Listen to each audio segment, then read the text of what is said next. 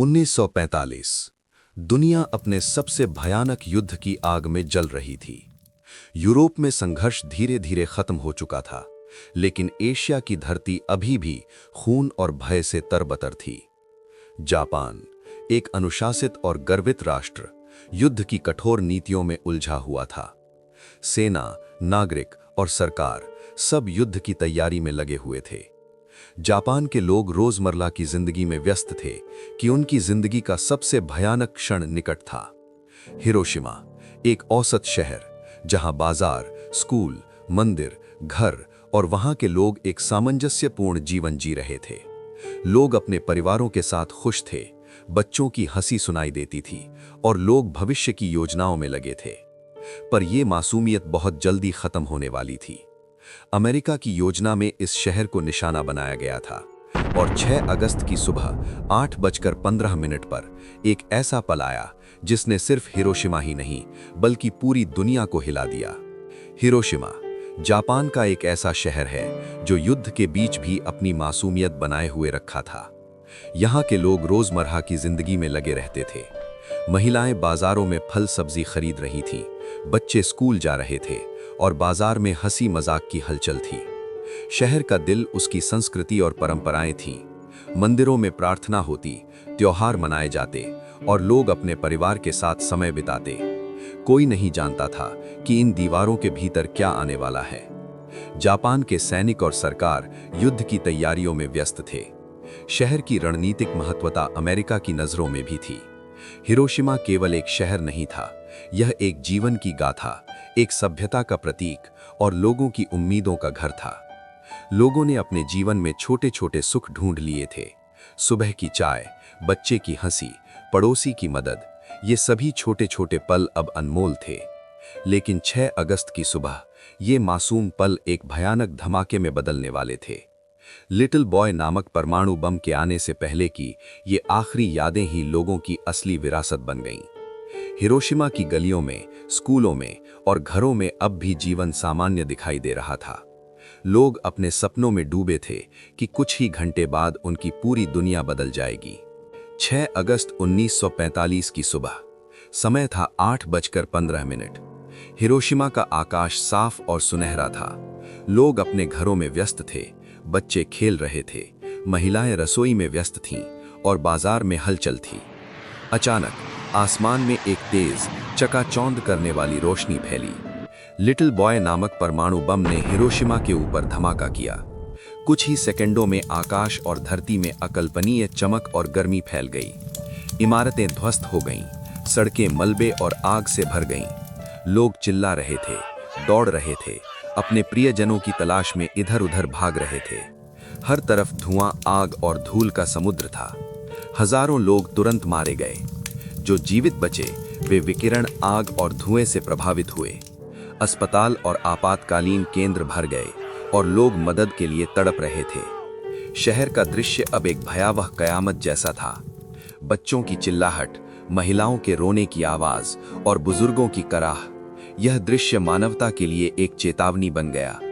यह बम केवल शारीरिक विनाश नहीं लाया, यह लोगों के मन, आशा और विश्वास को भी हिला गया। जो लोग बच गए उन्हें जीवन के नए अर्थ खोजने पड़ रहे थे। यह संघर्ष केवल जीवित रहने का नहीं बल्कि मानवीय साहस और उम्मीद की कहानी भी है। हिरोशिमा पर परमाणु बम गिरने की खबर पूरी दुनिया तक पहुंची। लोग और सरकारें स्तब्ध रह गए। यह केवल जापान की त्रासदी नहीं थी बल्कि मानवता के लिए चेतावनी बन गई।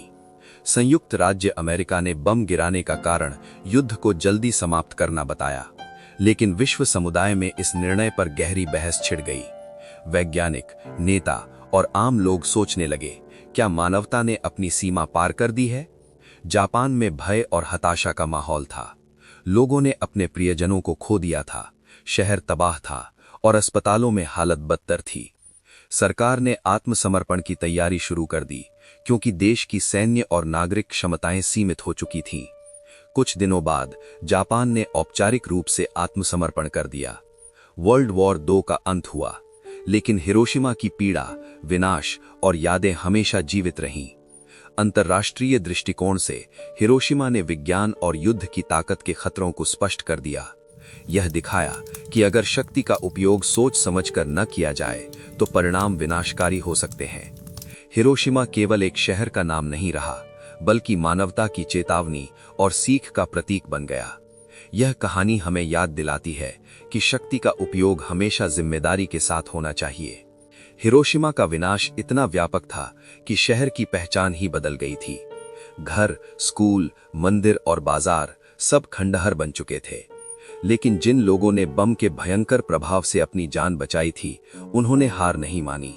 जीवित बचे लोग अपने प्रियजनों की यादों और दर्द के बीच फिर से जीवन बनाने लगे। उन्होंने अपने टूटे हुए घरों को संभाला, घायल और बीमार लोगों की मदद की और छोटे छोटे प्रयासों से शहर को फिर से बसाने की दिशा में काम शुरू किया। सामाजिक संरचना भी धीरे धीरे बदलने लगी। परिवार टूट चुके थे, लेकिन समुदाय ने एक दूसरे का सहारा बनने की कोशिश की।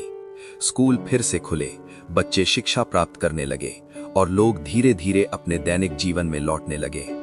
अस्पताल और राहत केंद्र अब केवल इलाज के लिए ही नहीं, बल्कि मानसिक सहारा देने के लिए भी काम कर रहे थे। लोग दुख और पीड़ा के बावजूद आशा की किरण तलाश रहे थे। यह संघर्ष केवल भौतिक पुनर्निर्माण नहीं, बल्कि मानसिक और भावनात्मक पुनर्निर्माण की कहानी भी था। यह कहानी हमें सिखाती है कि भयानक परिस्थितियों में भी इंसान की उम्मीद और सहानुभूति कभी खत्म नहीं होती। हिरोशिमा ने यह साबित कर दिया कि भले ही शहर बिखर जाए, लेकिन इंसानियत और समुदाय की शक्ति हमेशा जीवित रहती है।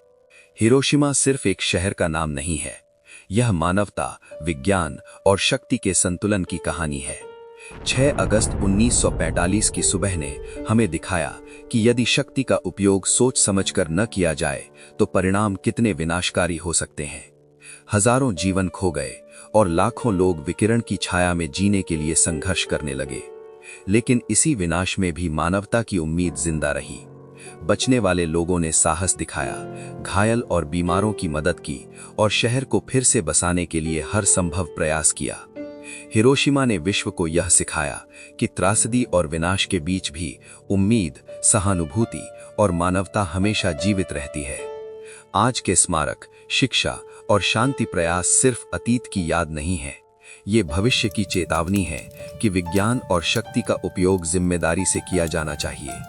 यह कहानी हमें यह भी सिखाती है कि इंसान का साहस और मानवता की भावना सबसे भयानक परिस्थितियों में भी जीवित रह सकती है। आइए हम सब मिलकर यह वचन लें कि भविष्य में ऐसी त्रासदी दोबारा न हो। मानवता की रक्षा करना, विज्ञान का सम्मान करना और उम्मीद को कभी न खोना, यही हिरोशिमा का सबसे बड़ा संदेश है। यह कहानी केवल याद रखने के लिए नहीं, बल्कि सीखने और बदलने के लिए भी है। और यही हिरोशिमा का अंतिम और सबसे महत्वपूर्ण सबक है।